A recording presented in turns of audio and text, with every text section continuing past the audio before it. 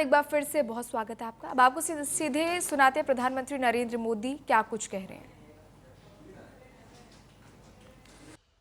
Cost structure को कैसे competitive बनाया जा सकता है, निवेश का प्रवाह कैसे तेज हो और विकास कैसे देश के कोने कोने तक पहुंचे, इस दिशा में आपके सुझाव बहुत अहम साबित होंगे। साथियों, मैन्युफैक्चरिंग के क्षेत्र में आज देश कोर इंडस्ट्रियल क्षमताओं को मजबूत कर रहा है और इस मार्ग में जो चुनौतियां हैं उन्हें भी दूर किया जा रहा है। Dedicated rare earth corridors, container manufacturing, ऐसे सेक्टर्स पर फोकस करके हम अपने ट्रेड इकोसिस्टम को मजबूत करने का प्रयास कर रहे हैं। बजट में बायोफार्मा शक्ति मिशन की घोषणा भी की गई है। इस मिशन का उद्देश्य है भारत को बायोलॉजिक्स और नेक्स्ट जनरेशन थेरेपीज के क्षेत्र में ग्लोबल हब बनाना। हम एडवांस बायोफार्मा रिसर्च और मैन्युफैक्चरिंग में लीडरशिप की ओर बढ़ना चाहते हैं। साथियों, आज दुनिया विश्वसनीय और रिजिलिएंट मैन्युफैक्चरिंग पार्टनर्स की तलाश में है। भारत के पास यह अवसर है कि वह इस भूमिका को मजबूती से निभाएं। इसके लिए आप सभी स्टेक होल्डर्स को बहुत आत्मविश्वास के साथ निवेश करना होगा, नई टेक्नोलॉजी अपनानी होगी और रिसर्च में जो कंजूसी करते हैं ना, वो जमाना चला गया। अब हमें रिसर्च में बड़ा इन्वेस्टमेंट करना होगा और ग्लोबल स्टैंडर्ड्स के अनुरूप क्वालिटी भी सुनिश्चित करनी होगी। और मैं बार बार कहता हूं कि अब हमें आगे बढ़ने के जब अवसर आए हैं तो हमारा एक ही मंत्र होना चाहिए, क्वालिटी, क्वालिटी, क्वालिटी। साथियों, भारत ने बहुत सारे देशों के साथ फ्री ट्रेड एग्रीमेंट किए हैं। हमारे लिए अवसरों का बहुत बड़ा द्वार खुला है। ऐसे में हमारी जिम्मेदारी है कि हम क्वालिटी पर कभी भी समझौता न करें। अगर किसी एक चीज पर सबसे ज्यादा ताकत, बुद्धि, शक्ति, समझ लगानी है तो हमें क्वालिटी पर बहुत ज्यादा जोर देना चाहिए।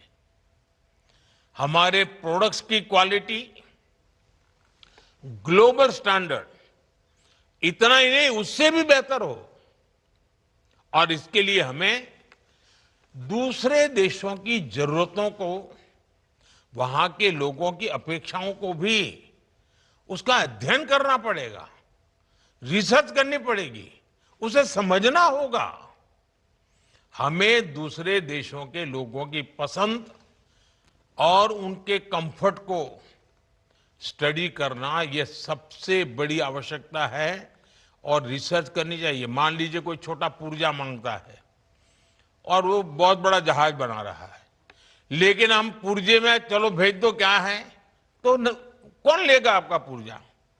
भले आपके लिए वो छोटा पुर्जा है, लेकिन उसकी बहुत बड़ी जो मैन्युफैक्चरिंग के यूनिट है उसमें बहुत बड़ा महत्व रखता है।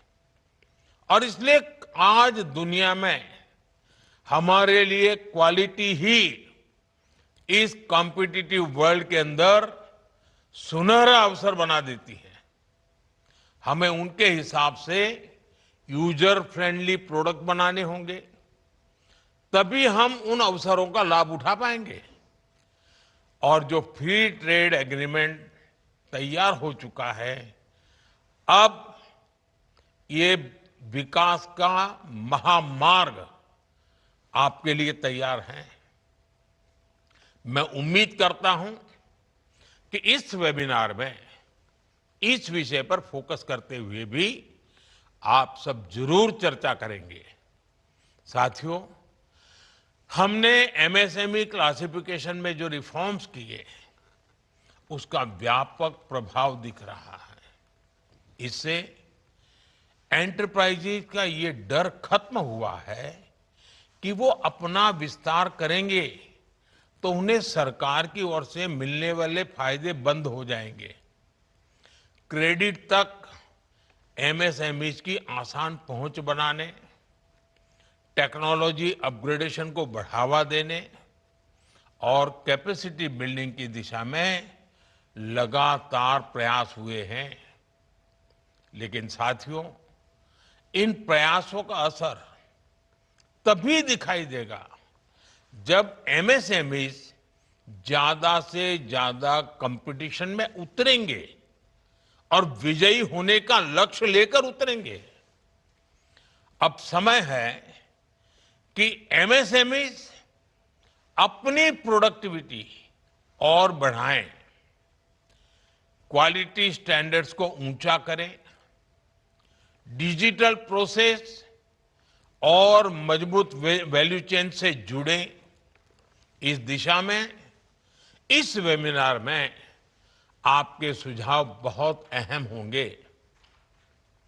साथियों, इंफ्रास्ट्रक्चर और लॉजिस्टिक्स हमारी ग्रोथ स्ट्रेटेजी के कोर पिलर्स हैं। इस वर्ष के बजट में रिकॉर्ड कैपिटल एक्सपेंडिचर का प्रस्ताव है। हाई कैपेसिटी ट्रांसपोर्ट सिस्टम का निर्माण, railway, highway, port, airport, waterway के बीच बेहतर तालमेल, अलग अलग फ्रेट कॉरिडोर और मल्टी मॉडल कनेक्टिविटी का विस्तार, ये सभी कदम खर्च कम करने और एफिशिएंसी इंप्रूव करने के लिए आवश्यक है। इसलिए नए वाटरवेज, शिप रिपेयर फैसिलिटी और रीजनल सेंटर्स ऑफ एक्सीलेंस हमारे लॉजिस्टिक इकोसिस्टम को मजबूत करेंगे। 7 नए हाई स्पीड रेल कॉरिडोर विकास के ग्रोथ कनेक्टर बनने वाले हैं। लेकिन आप भी जानते हैं, इस इंफ्रास्ट्रक्चर का वास्तविक लाभ तभी मिलेगा जब उद्योग और निवेशक अपनी रणनीतियों को इस विजन के अनुरूप ढालेंगे।